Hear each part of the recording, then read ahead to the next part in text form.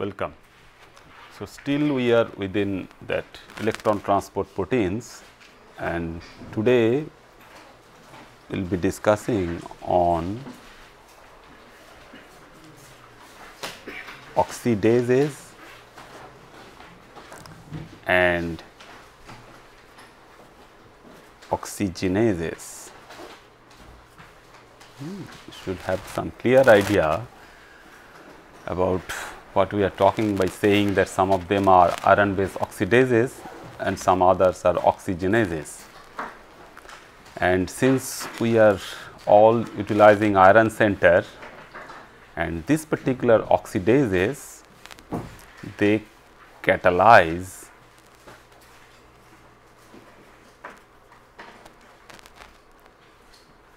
electron transfer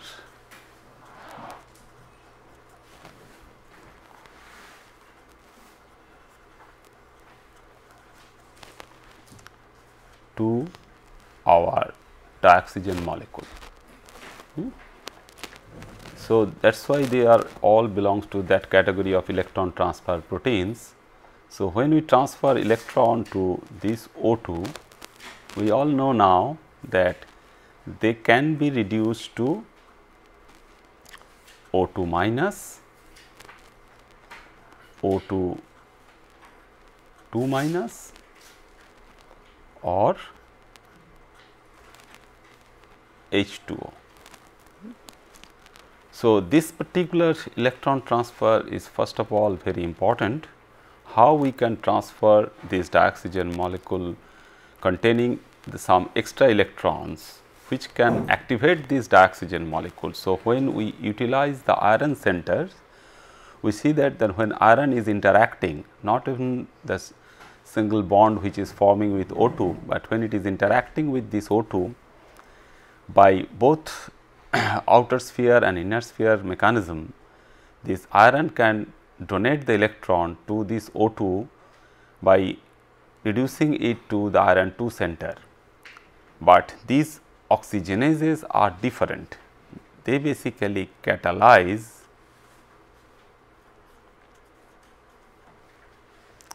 some reactions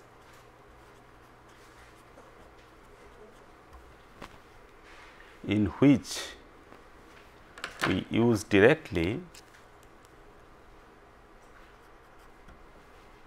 in which the atoms of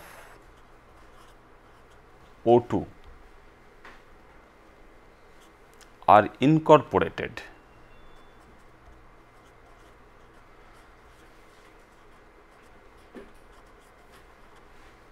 into the substrate molecule. So, if our substrate molecule is an organic molecule, it would be then a organic substrate.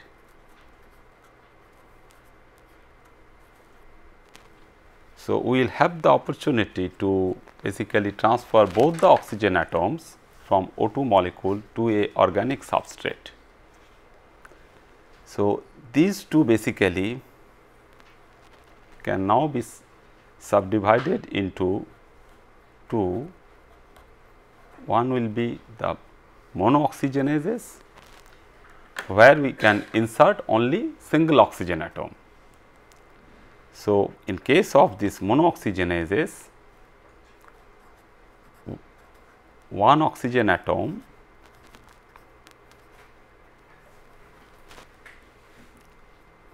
is inserted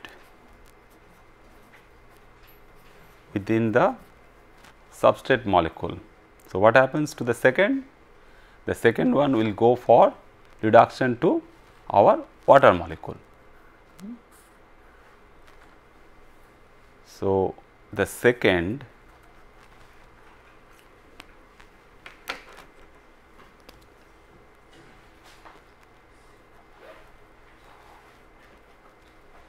that means the second oxygen atom being reduced to H2O. So, this particular oxygenase, when we considered it for its behavior for dioxygenases, so the other category would be dioxygenases. So, it is now obvious in that particular case, that means in case of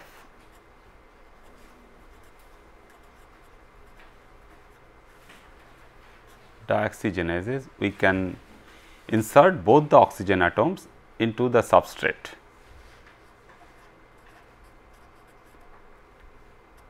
So, both the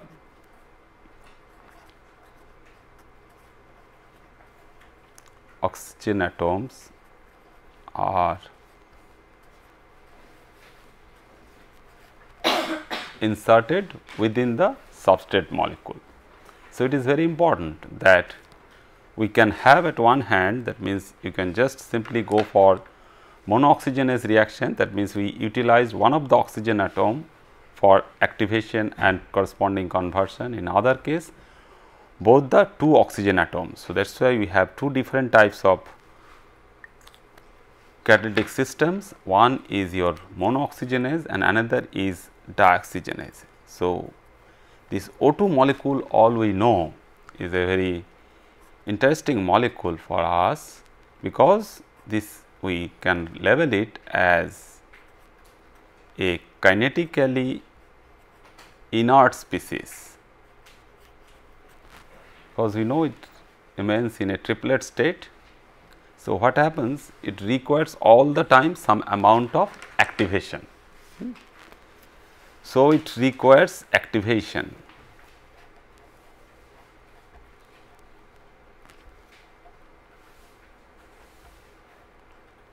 So, this particular part from the biological system, what we find that how the different avenues are available, how we can activate the dioxygen molecule for some useful purposes.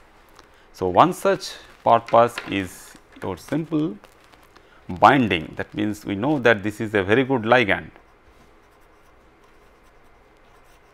So, if we can have a transition metal based system, say iron based system or any other metal center, particularly in the low valence state. So, if we have a low valent metal center, so that low valent metal center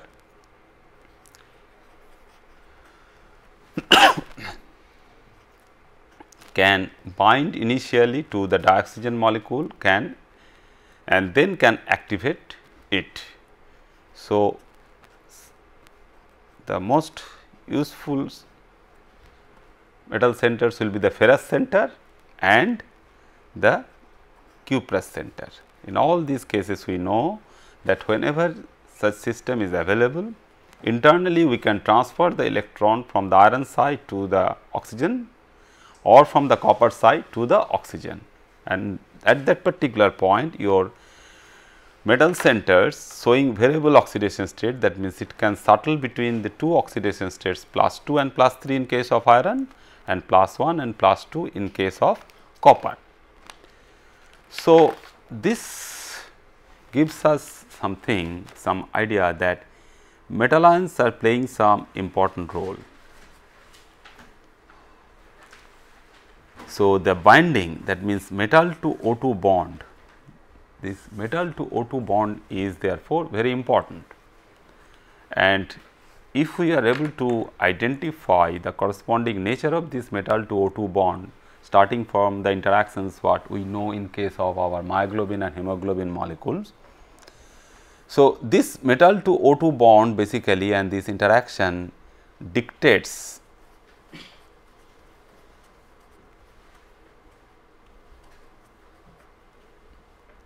the biological role.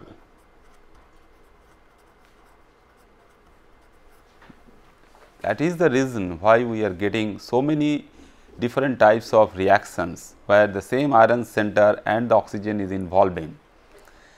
So, this basically dictates the biological role of the metalloprotein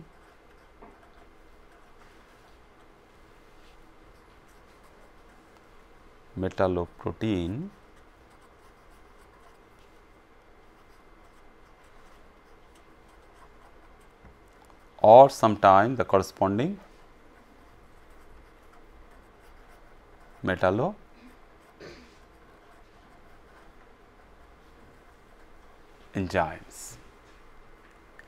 So, the binding initially and then this corresponding activation is important.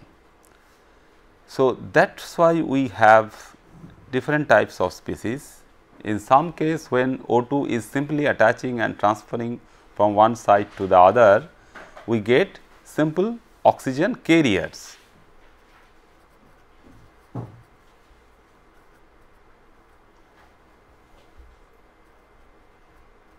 It can be your hemoglobin molecule, it can be your hemocyanin molecule. Then in another case, we are getting oxidase molecules, and lastly we get the oxygenases.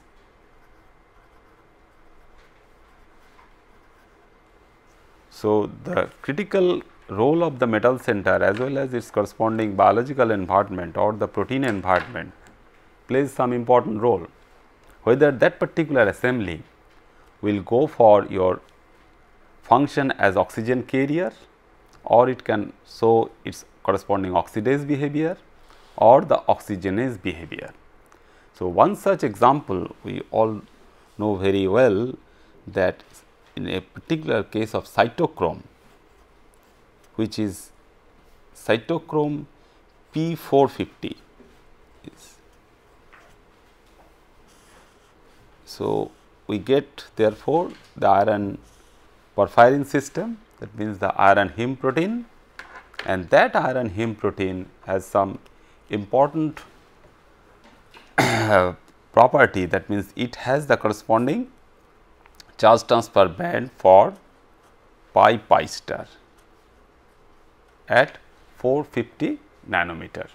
So, it is in the visible range, because otherwise we get mostly in the ultraviolet region, UV region only, the pi star transition we usually get. So, the delocalization and the extended delocalization of it moves it to the visible region at 450 nanometer. So, this particular cytochrome P450 can function as oxygenase, and that particular oxygenase reaction we simply say like this, corresponding hydroxylation reaction.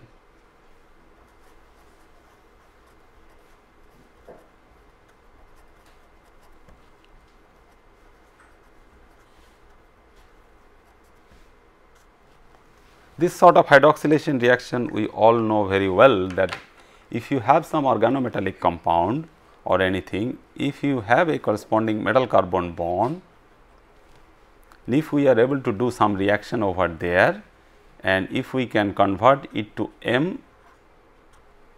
MOC species, to finally if we can eliminate it to this species. So, we can insert, basically this is the basic insertion reaction between metal and carbon bond, a oxygen atom. So, direct oxygen atom insertion reaction giving you something where your system is getting hydroxylated, and this sort of hydroxylation has tremendous application in different area. So, there are large number of these sort of reactions. So, one after another we should know a little bit about the nature of these reactions. So, when hydroxylation is taking place on aliphatic compound,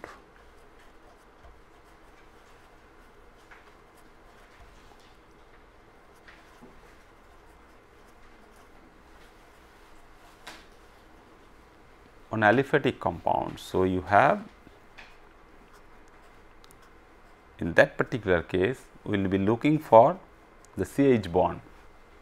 So, CH bond will have to be activated, and there are some avenues for our synthetic molecules, non-biological molecules, what we make in the laboratory, sometimes if we find that this particular CH can be activated for a corresponding CM type of bond, metal carbon bond, if we are able to make it, and afterwards by giving some reagent, one such reagent would be your cytochrome P450.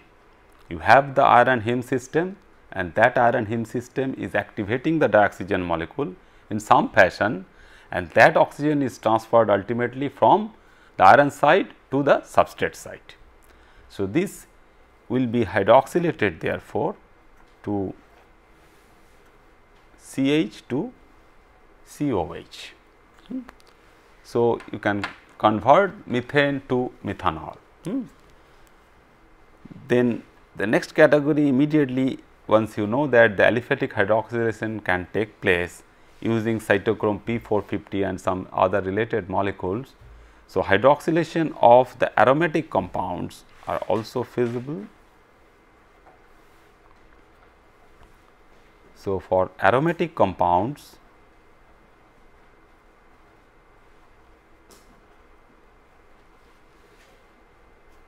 we have aromatic carbon and then we have the CH there.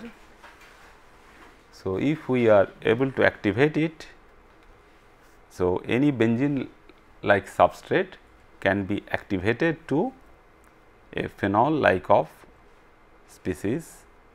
So, this basically gives us some important idea that in all these cases we are going for a corresponding oxygenase reaction. So, these are all monooxygenase reactions. We are just basically inserting one oxygen atom between the carbon and the hydrogen atom. Then the next category was what are the different types of reactions we can think of, and is the epoxidation reaction.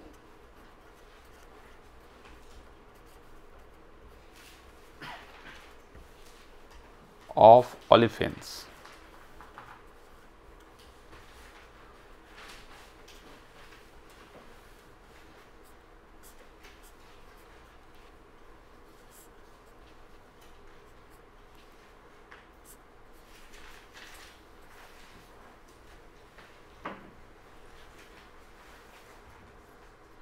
This is also very useful reaction, that how we easily convert the one CC double bond to epoxide. Then amine oxidation.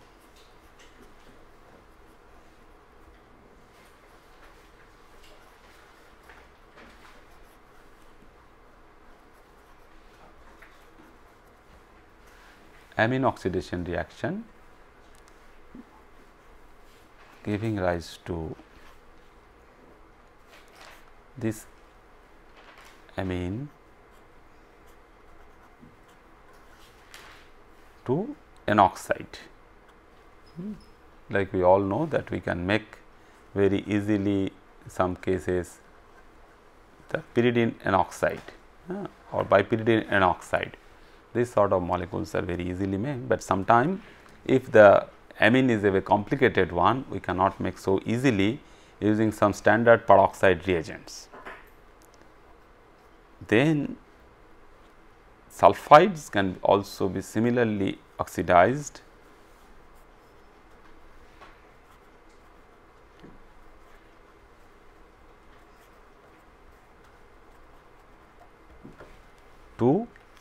There are two different possibilities, because we all know that thiether sulfur can be oxidized to sulfoxides and sulfone. So, in most of these cases they end up with the most difficult one, that means the sulfoxides. Sometimes we cannot control the sulfoxides, we go for the sulfone, but here we are looking for something where only one oxygen atom is utilized from the dioxygen molecule. So, we have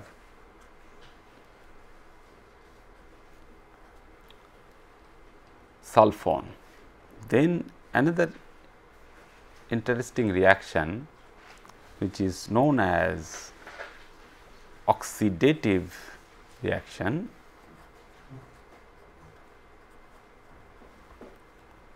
oxidative de-alkylation.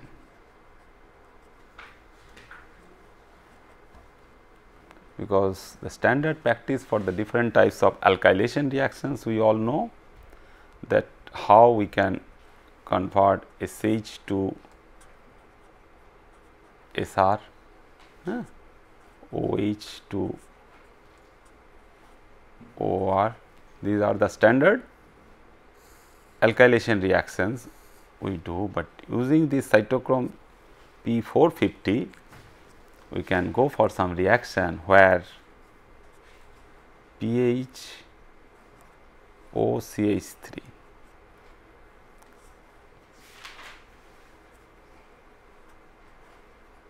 giving rise to your phenol plus HCHO formaldehyde, which is coming from this CH3 group. Because in this particular case, for the corresponding alkylation reaction, we all know that the standard reagent in all these cases, you get the sodium metal in dry ethanol and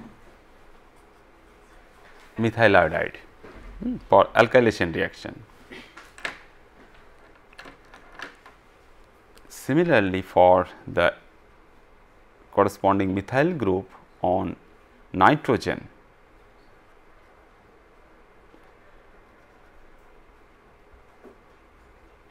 like N-methyl aniline.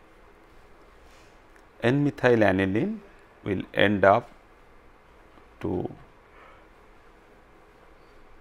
aniline plus HCHO. So, this gives us some idea that how the same cytochrome P450 center, which is being activated by oxygen from the air or any other reagent molecule, can go for different types of reaction.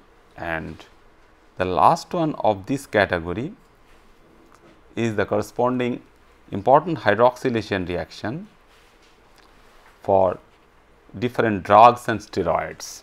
We know that when we consume the different drug molecule and steroid molecules in our body, we have the corresponding fate of that that corresponding drug and steroid molecule should be hydroxylated, otherwise it will not go out from our body. So, that is also a very important reaction, that is hydroxylation of drug molecule, the drugs, then steroids,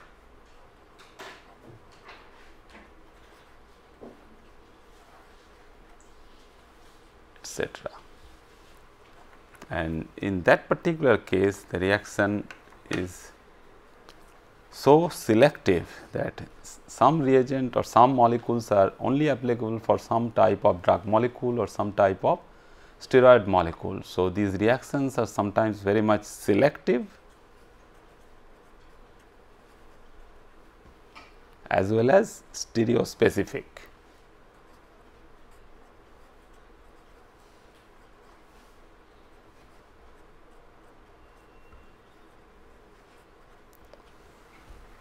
So, from all these sort of reactions, if we want to have some step of this reaction, if we just go for some conversion reaction in the laboratory also for some synthetic molecule to make, all these 7 categories of reactions, if we just simply go for some insertion reaction like that oxygen atom or the single oxygen atom, we can follow this reaction where the single oxygen atom is being transferred from some of the useful reagent like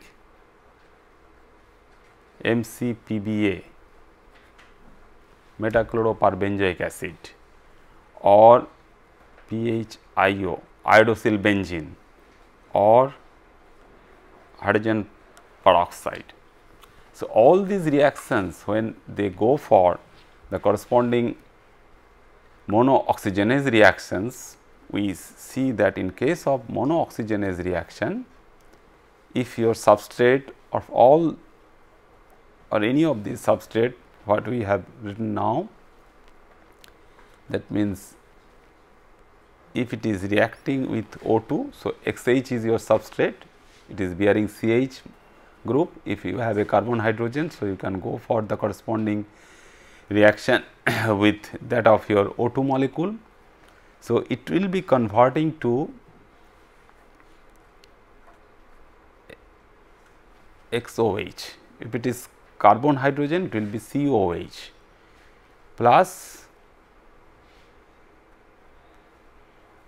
H2O,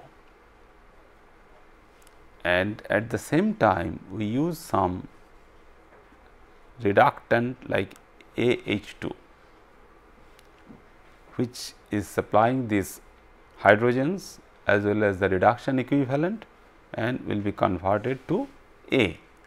So, this is for the insertion of single oxygen atom into the substrate, but in case of the dioxygenase reaction, the same substrate, if you have XH plus O2, what will happen? It can go for X O2 H. So, it is not that some peroxide linkage is forming, but there are several points of attachment. That means, if you have two carbon centers, so both the carbon centers can be attached with the oxygen atom, or sometime it can be converted directly to carboxylic acids. So, that we will see how these two differ from one reaction to another. So, this cytochrome P450 therefore,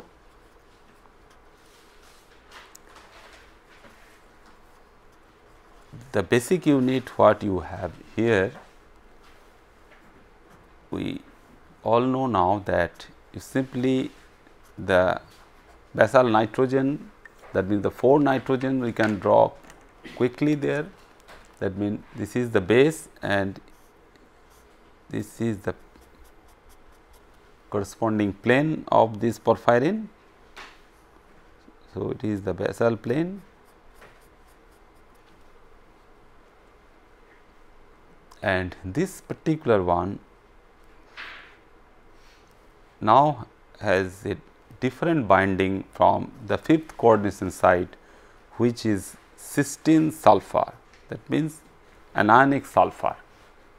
So, you bring cysteine sulfur, attach it to iron site, because we are not looking much about the porphyrin entity, but this porphyrin entity has some important role to play.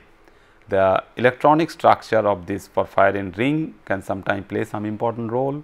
So, it can modulate little bit on the reactivity pattern on the iron, but most of the reactivity pattern is solely dependent on the coordination site, which is in apical site. So, this one when it binds, so this is the our active site like our hemoglobin and myoglobin, where this particular site was available for dioxygen binding. So, this can also bind to carbon monoxide, and in that particular case that is basically determined that whether it is functioning as a cytochrome P450 or not, because this gives that characteristic band of 450 nanometer for its pi star transition. So, this is the corresponding characteristic lambda max value is 450, and since it is a charge transfer type, pi star charge transfer type, it has several thousands of your epsilon values. The molar absorptivity will be of several thousands only to know that particular reaction. So, there are therefore from these drug and steroid molecules. So, not only the drug molecule, there are large number of other molecules are there that we can go for the typical hydroxylation reaction of the physiological substrate, which is very important, because in our body and in the bodies of different living systems, this particular very interesting reaction is taking place in physiological substrate. So, we have some physiological substrate what we want to convert for hydroxylation reaction, some useful conversion, and obviously that is also happening in physiological condition. We are not using any drastic condition, we are not going to have some high temperature condition or some inert atmosphere condition. So, that is why these reactions are very useful reaction, that it can go for a particular transformation involving a physiological substrate as well as a physiological condition, such that you can basically go for the corresponding activation of the dioxygen. So, if this O2 from this reaction can be activated by this iron center.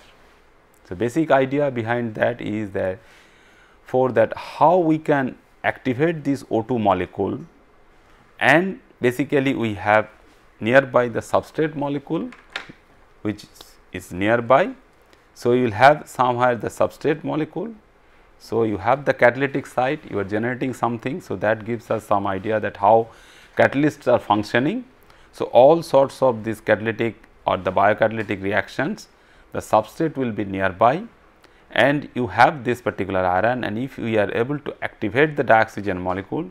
So, what is that particular species which is forming what we have seen in case of cytochrome C oxidase molecule, which is ultimately transferring that oxygen atom to our substrate. So, this number of electron donors which we are getting for this sort of electron transfer protein, if we consider that your substrate is RH, it can be your PHH also, it can be aliphatic as well as aromatic, your O2 is there. What is your AH2? AH2 is nothing but NADPH or NADH. So, NADPH or NADH, which is required for your reduction. So, in presence of a reductant and some amount of H plus. So, this is well known as a 2 electron donor system. So, basically we are talking something where we all the time we are discussing about the transfer of oxygen atom, whether we are talking for a single oxygen atom or 2 oxygen atoms, and at the same time we are also linking the number of electron transfer, because all these will be controlled by a corresponding thermodynamic burden, that means thermodynamic control, that means the potential, at what potential you are supplying this electrode. And if it is a 2 electron step, that means one after another, you are supplying the first electron, that means you are a reduced product, then you are supplying the second product. And it is sometimes so difficult that for a metal center we all know that if you have a metal center, if you put the first electron to it, it is reduced. So, it will not accept the second electron for further reduction. So, you have to have some species or some metal center where you can go for the second electron for the reduction reaction. But in this particular case, this NADH or NADPH is functioning that electron transfer. So, you have a biological reductant. So, this is very important therefore, not that you are externally using some ascorbic acid or any other type of reagent what we do in the laboratory. So, this particular biological reductant is useful for converting RH to ROH plus H2O plus either NAD or NADP, nicotinamide adenine dinucleotide simple, or the corresponding phosphate. So, now you see that you have 2 oxygen atom, one is taken by the substrate and another is coming out as your water molecule. So, this we can start from now, that how our catalytic cycle goes from here. So, now we know the structure, that means you have the porphyrin in the basal plane, then the binding from the cysteine sulfur, and this site which was utilized for binding carbon monoxide for your 450 band, and like your deoxyhemoglobin or deoxymyoglobin system, it is always have a tendency for binding to a water molecule. So, your iron aqua complex. So, iron monoaco complex, only one water molecule is there, and that basically initially react with RH, and we are bringing in the first step the substrate molecule itself. So, when we bring the substrate, what happens? You can monitor, basically there are several spectroscopic techniques or any other type of technique, whether your particular site, that cytochrome P450 site, is bound to water or is devoid of water. That if we can monitor in the solution state the IR stretching frequency also, that also gives us some idea that how it can go for binding any other anionic groups also, or neutral groups like carbon monoxide, or it can bind to some azide or any other anionic species. So, when carbon monoxide is bound to this particular site, you can monitor the corresponding shift in the corresponding CO stretching frequency in the IR. So, that stretching frequency change immediately dictate us that your carbon monoxide is bound to your iron site. Similarly, this water molecule, if you can able to monitor it, that whether water is directly attached to this iron site or it is somewhere else. So, when it is reacting with your substrate, it is basically removing your bound water molecule, you are losing the bound water molecule. So, that gives us some clue that your this particular site, that means the 6 coordination site, if this particular coordination site, it has some available area, and that available area is only required for coordination of this H2O. If the pocket is not very much useful, that means it is a angular molecule and it goes and approaches to the iron site, and for the standard molecules we know that this corresponding FeO distance we all know. So, if we can determine the corresponding structure and if we find that it is in the regular range of this corresponding iron oxygen bond distance, then you can consider it as a corresponding bond which is forming with that iron site, but otherwise it can have some weak interaction also. So, if that is a weak interaction, so your iron oxygen separation is longer and only some weak interaction is taking place, and that weak interaction is required for blocking that coordination site. So, whether we are blocking that coordination site by water or something else. So, when you bring the substrate, so close approach of that substrate to iron site is important. That means, water molecule is removing, and this site, which is definitely the ferric site, this is our ferric site. So, this is the porphyrin plane and is bound to this cysteine sulfur. Now, you safely write RH nearby, and when you write this particular assembly, that RH nearby, you say that your water is not there. That means, this particular position. So, RH will have, so it is a 3-dimensional system, is octahedral molecule, only the 6 coordination site you have the corresponding RH group.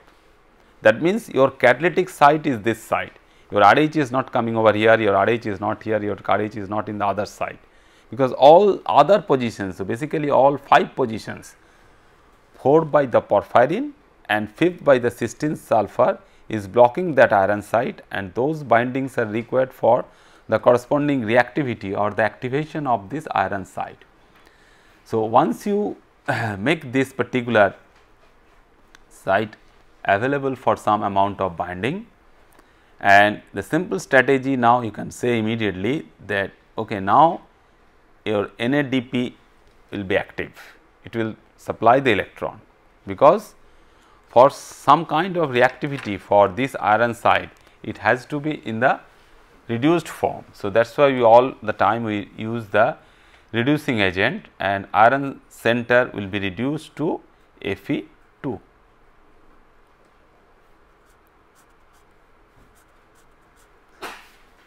Have the cysteine sulfur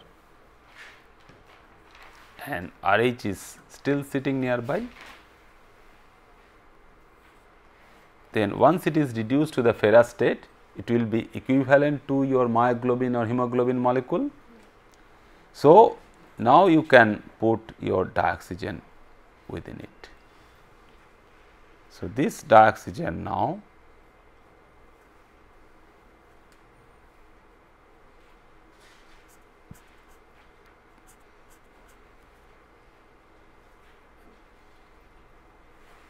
can give you O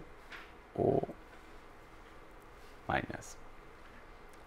So, if it is again going back to the ferric state, it will be a superoxide, then is O2 minus. Then this O2 minus, when in the next step we have seen that the role of this NADPH or NADP is for the donation of 2 electron. So, this is first step of electron transfer. From NADPH it is getting reduced. So, in between your O2 is attaching, that means your ligand substitution reaction is taking place over here. Basically, we are replacing the water molecule by your dioxygen molecule. So, in the second step, you see interestingly, because this biological reducing agent playing some important role, that is why is not that both the 2 electrons are supplied in a single step. In first step it is getting reduced, then O2 is attaching to it, then we are putting the second electron into the system. So, that second electron, after putting it, you just simply will convert this iron still in +3 state, but this oxygen is now your peroxide. So, electron is now moving here, and in all these cases RH was nearby. In this particular case, here RH is still there, here you have this RH also close by.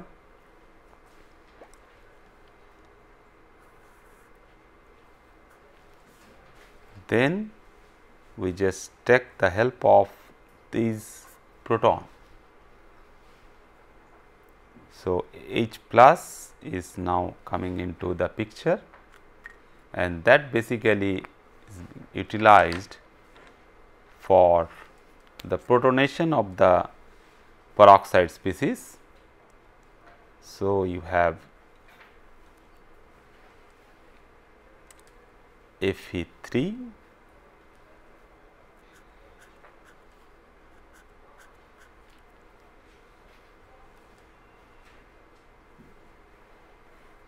OH and RH is there. So, this also gives us some idea that why some of these reactions we will be studying. We know that for the synthetic reactions also you are reacting it with O2 and some reducing agent, that means you can provide it by hydrogen peroxide also.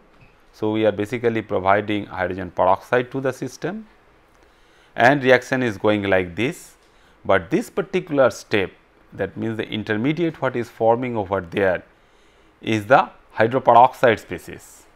So, if you have a corresponding hydroperoxide as the reagent and the iron porphyrin system, you can directly form this hydroperoxide species.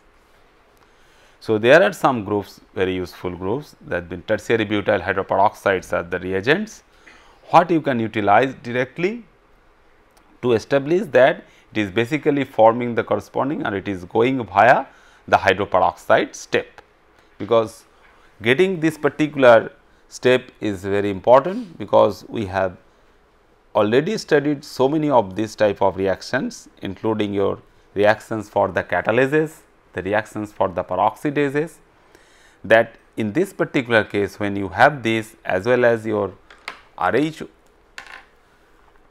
over there, now if you look for this, that means now the catalytically active species you can generate. That means again the same mechanism of formation, that means the ferryle species. So, Cytochrome P450 is going through this ferryle species. So, it is Fe4 and a cation radical. So, it is not the exotic iron 5 species. So, it is iron 4 cation radical is forming and we have a cysteine sulfur bound to it, and this particular RH will now be transferred to ROH, because you have the same RH is there. So, what is leaving behind?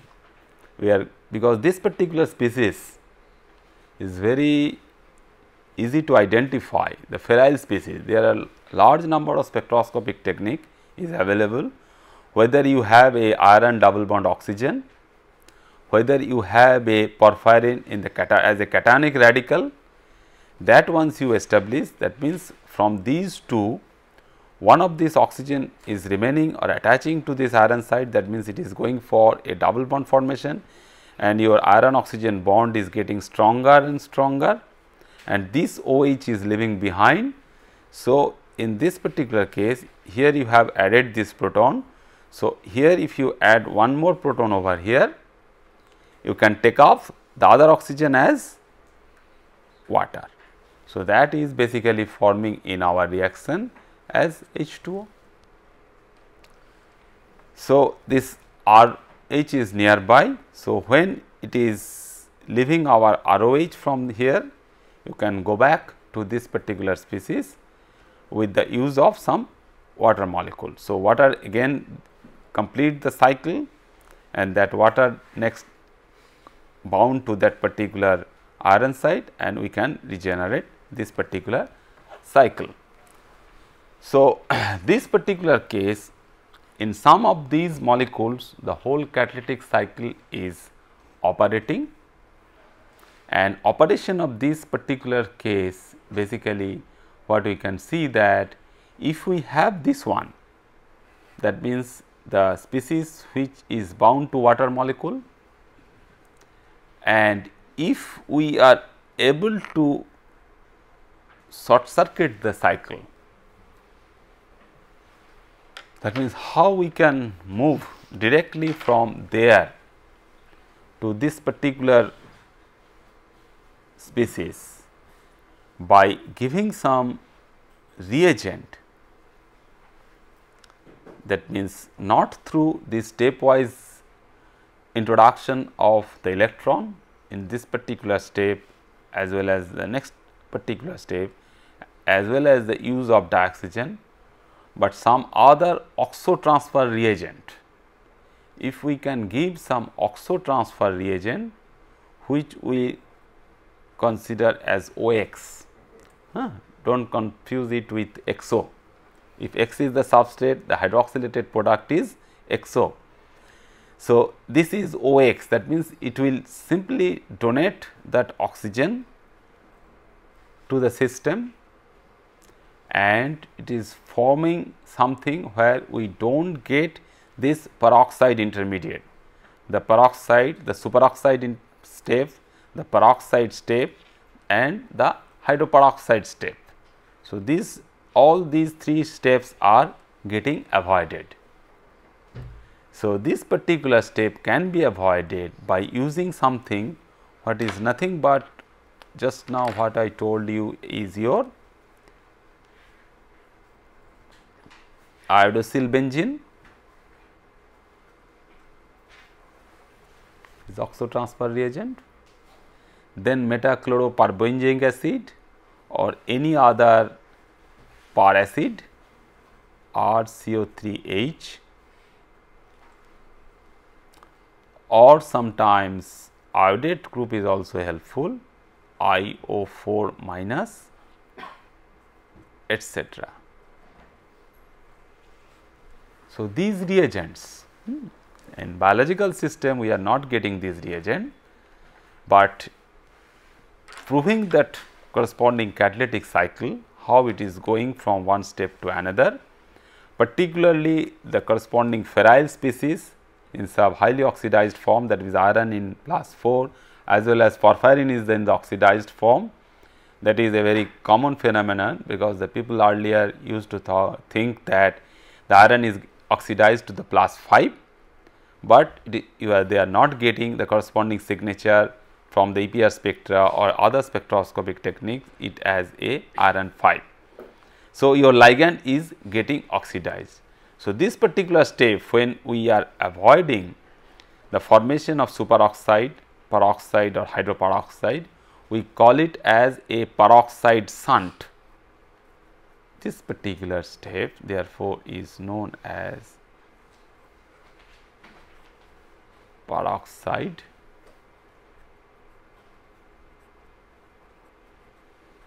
shunt. We get that. So, this therefore giving us some idea that this therefore definitely a reaction where we are getting some example of reaction for mono-oxygenase. So, the reaction is definitely a mono-oxygenase reaction.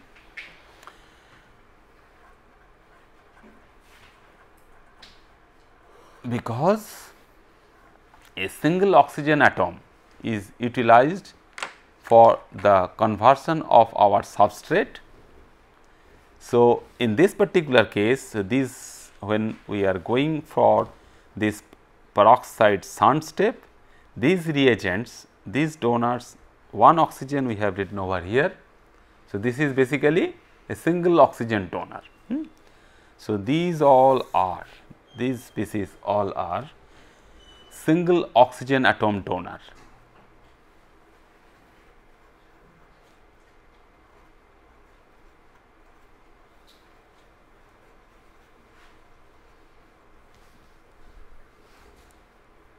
So, remember that very nicely, that when we are talking about the monooxygenase as well as dioxygenase, we will find that in one particular case we will be able to get one oxygen atom into the system such that your system is getting hydroxylated. If it is a methane molecule, it will be giving you the methanol molecule. If it is benzene, you will be ending up with phenol molecule, and the other oxygen atom is utilized for the formation of H2O. So, this definitely not going through the corresponding utilization. So, you cannot utilize both the oxygen atoms for its corresponding dioxygenase behavior. So, the dioxygenase behavior is little bit different, that we will see now in our next class, that how we can utilize these two oxygens. So, the challenge for us is always there, that whether we should be utilized, because if it is going through the same type of intermediate, whether we should be able to utilize both the oxygen atoms for the corresponding substrate oxidation, where this particular center is being utilized for its dioxygenase behavior. So, this basically proves us that the single oxygen atom oxidant, and this particular step is available and we can go for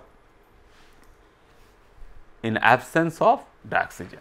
So, single oxygen atom donor we can use, even you can do the reaction in inert atmosphere, in nitrogen atmosphere or in argon atmosphere by simply giving the reagent, and the single oxygen atom donor can go for the corresponding hydroxylation reaction, because we will be able to do this reaction in absence of air or dioxygen.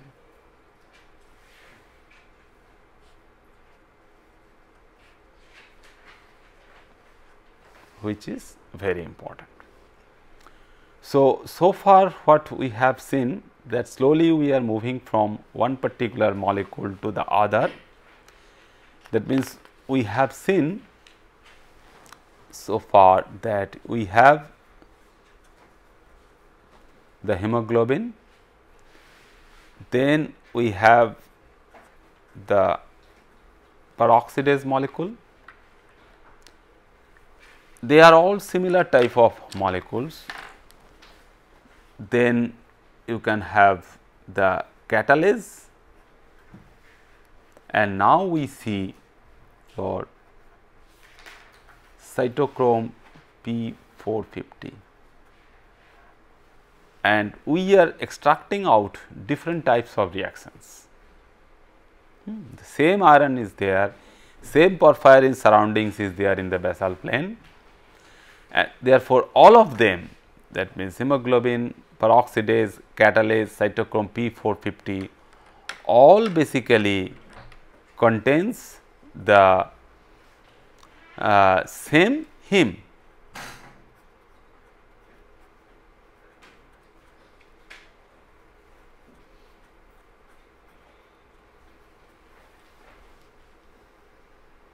So, that is very important, and you should be able to remember it, that the same heme showing different types of properties,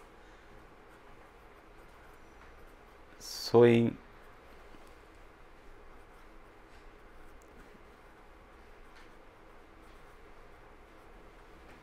different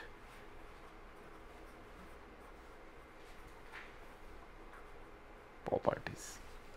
So, that gives us the very important idea that one particular coordination site which is different.